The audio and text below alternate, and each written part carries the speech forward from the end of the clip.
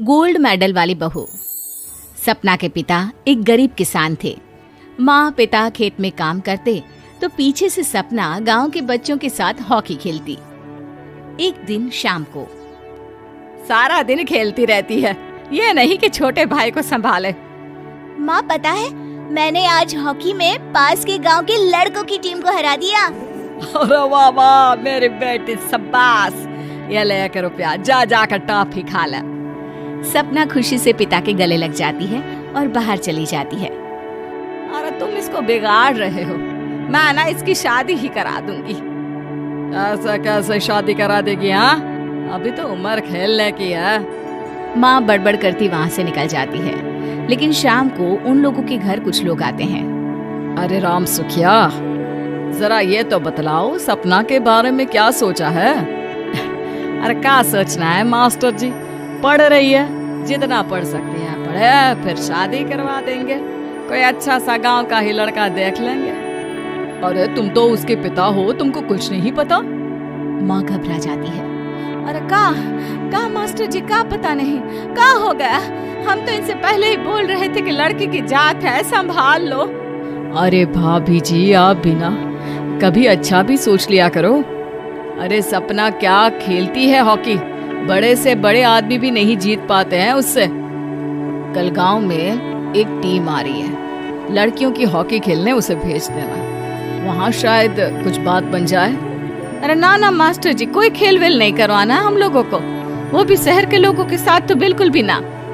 शहर के लोगों को ना कोई भरोसा नहीं होता मास्टर।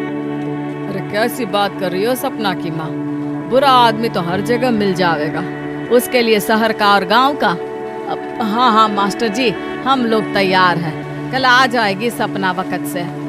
माँ के लाख मना करने पर भी पिता सपना को हॉकी टीम के लिए भेज देते हैं। शाम को सपना वापस आती है, लेकिन लटकी मुंह से। और क्या हो गया, मार खाई हो का? कौन मारेगा, कौन मारेगा हमें?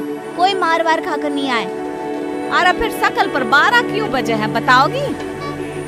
देखो माँ, आप समझोगी नहीं, बताकर फायदा क्या है?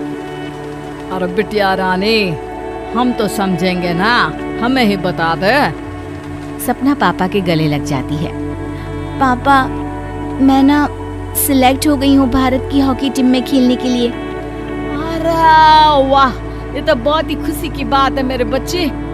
फिर मेरी गुड़िया काहे परेशान है? पापा, मुझे दिल्ली जाना पड़ेगा आगे की प्रैक्टिस के लिए।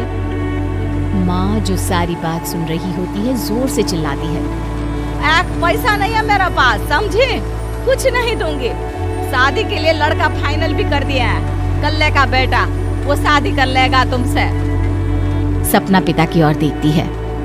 अरे देख सपना, खेलने दिल्ली जाना है तो सिर्फ इसी शर्त पे कि आकर कल्ले से बेटे से चुपचाप शादी कर लेगी, बोल। अरे ठीक है ना, कल्ले का बेटा तो बहुत ही समझदार है, सरकारी नौकरी है उसकी, मान गया वो तो सपना शादी कर लेगी। सपना भी धीरू, जो कि कल्ले का बेटा था, उसे जानती थी। वो मन ही मन सोचती है कि शादी तो वैसे भी होनी है, लेकिन माँ की ये शर्त मान गई तो जीवन जीने का एक मौका तो जरूर मिलेगा। हाँ हाँ, मुझे मंजूर है। हाँ, तो कल मैं उन लोगों को बुला लूं। पिता और सपना दोनों एक दूसरे को देखते हैं।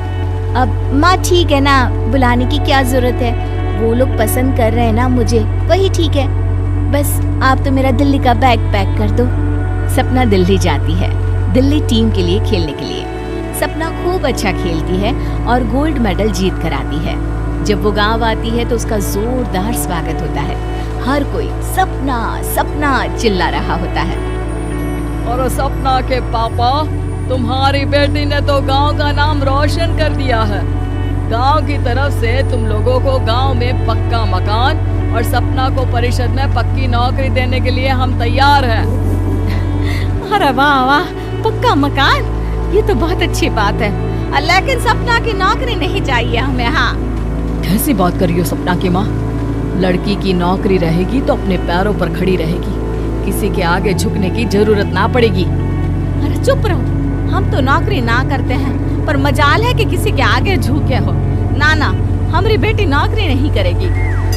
पिता लाख समझाते हैं लेकिन माँ नहीं मानती। और फिर वो दिन भी आ जाता है जब सपना को अपने कहे अनुसार लड़के से शादी भी करनी पड़ती है। ससुराल में। ए बहू, तू रोज रोज सुबह कहाँ जाती है? घर का सारा काम निपटा कर कहाँ भागती है? माँ का घर तो पास ही है, वहीं निकल जाती है क्या? नहीं माँ जी, मैं हॉकी खेलने जाती हूँ, मुझे खेलना पसंद है। खेलना पसंद है? अरे कैसी बात कर रही है बहू? शादी के बाद तो कोई लड़की खेलती फेलती नहीं है, वो घर का काम काज देखती है। सपना कुछ नहीं कहती। वो एक रोज कमरे में अपनी अलमारी ठीक कर रही होती है कि तब सुनो, वो जो लटक रहा है ना, क्या बोलते हैं उसे?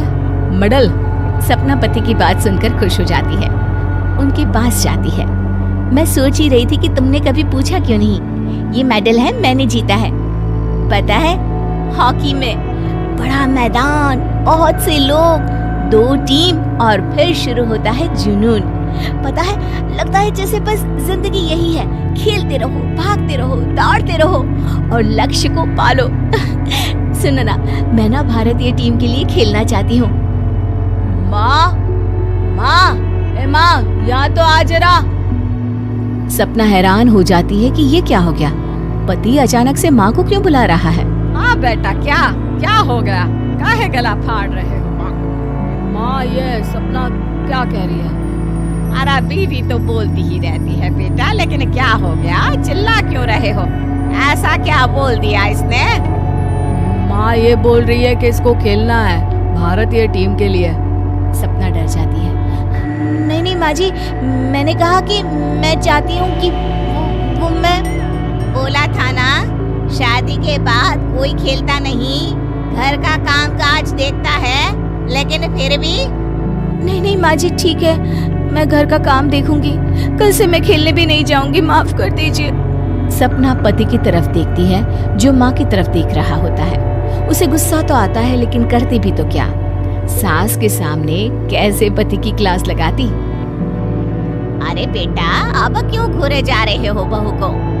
माँ, अभी इस बात का फैसला करके जाना, वरना ये तो तेरे कमरे से जाने के बाद मुझे। अब चुप हो जाइए आप, छोटी सी बात का बतंगड़ मत बनाइए।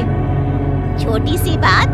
बहू, ये कोई छोटी बात नहीं है। जो लड़की दिल्ली के लिए गोल्ड मेडल ला सकती है, वो देश के लिए भी तो गोल्ड ला सकती है ना।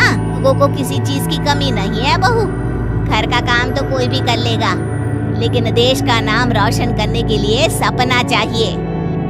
जा बहू, तेरी ट्रेनिंग का सारा इंतजाम तेरे पति ने कर दिया है। जा खेल और देश का नाम रोशन कर। सपना की आंख में आंसू आ जाते हैं। वो सोचती है कि बेटियों को मायके के साथ अगर ससुराल में भी सहयोग मिले तो ऐसा कोई काम नहीं जो वो नहीं कर सकती है।